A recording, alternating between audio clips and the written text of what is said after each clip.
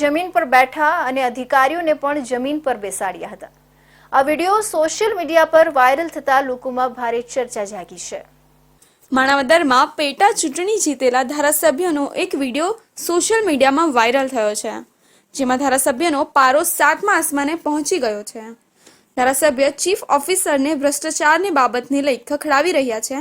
લાડાણીએ અધિકારીને કહ્યું, તમે જમીન પર બેસી જાઓ, હું પણ બેસું છું, તેમ કહી અધિકારીને જમીન પર બેસાડ્યા હતા।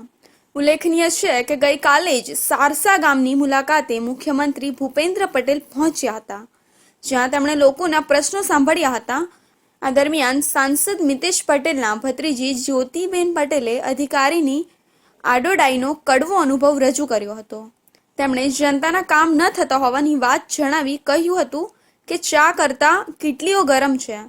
વધુમાં તેમણે જણાવ્યું કે લોકો અમારી પાસે કામ લઈને આવે છે, પરંતુ જો અમારું જ કંઈ ન ચાલતું હોય તો અમે શું કરીએ, તેવો સવાલ કરીને તેમણે મુખ્યમંત્રી સામે રજૂઆત કરી હતી। માણાવદર શહેરની અંદર જે ગટરો આવેલી છે એની કોઈ પણ જાતની ક્યાંય સફાઈની કામગીરી કરેલ નથી। આવા અનેક પ્રશ્નો માણાવદરના તમામ પ્રજાએ રજૂ કરેલ। આ સિવાય આ ગટર જ્યાં જ્યાં ક્યાંય સાફ કરેલ હોય અથવા 6 મહિનાના ઢગલા પણ પડેલ છે, જે પણ દૂર કરેલ નથી।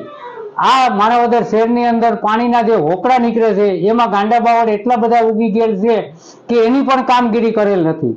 જ્યારે વહીવટદારશ્રીને આ અંગે પૂછતા ચીફ ઓફિસરને પૂછ્યું, તેને જણાવ્યું કે ભાઈ ચૂંટણીની આચારસંહિતાના મુદ્દાને હિસાબે અમે આ કામગીરી વહેલી ચાલુ કરી શક્યા નથી।